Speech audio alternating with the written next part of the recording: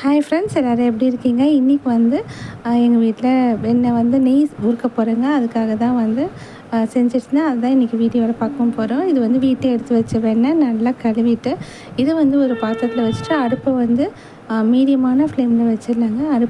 வெண்ணெய் வந்து ஓரளவுக்கு நல்லா உருகி இந்த மாதிரி மேலே வந்து நொடிச்சு வருங்க. இதை வந்து ஹையில் வைக்காமல் ஒரு மீடியமான ஃப்ளேமில் இருக்கட்டும். நல்லா இது கொதிக்கணும், அந்த கசட்டெலாம் கீழே தங்கணுங்க. அந்த கேப்பில் நம்ம ஒரு ஸ்பூன் அளவுக்கு தயிர், ஒரு அரை ஸ்பூன் வெந்தயம், கொஞ்சம் சால்ட் எடுத்து கலந்து இதை வச்சுக்கலாம். இது நமக்கு வேணாம் அப்படின்னிங்கன்னா நீங்கள் வந்து தயிர், உப்பு, இதோட முருங்கைக்கீரை கொழுந்து அதையும் சேர்த்தாவும் நல்ல வாசனையாக இருக்கும். இந்த மாதிரி நல்லா நுரைச்சி கொதிக்கணும்.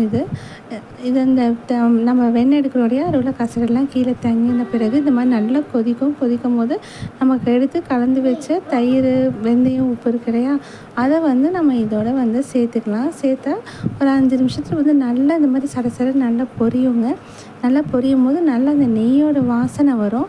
இது வந்து ரொம்ப நேரம் கொதிக்க விடாமல் ஒரு 5 நிமிஷத்துக்குள்ளே நல்லா அது பொரிஞ்சு அடங்கின உடனேயே நம்ம வந்து அடுப்பை வந்து ஆஃப் பண்ணிடலாம். இங்கே பாருங்கள், நான் அடுப்பை ஆஃப் பண்ணிட்டேன். லேசாக அது சூட்டில் தான் கொதிக்குது.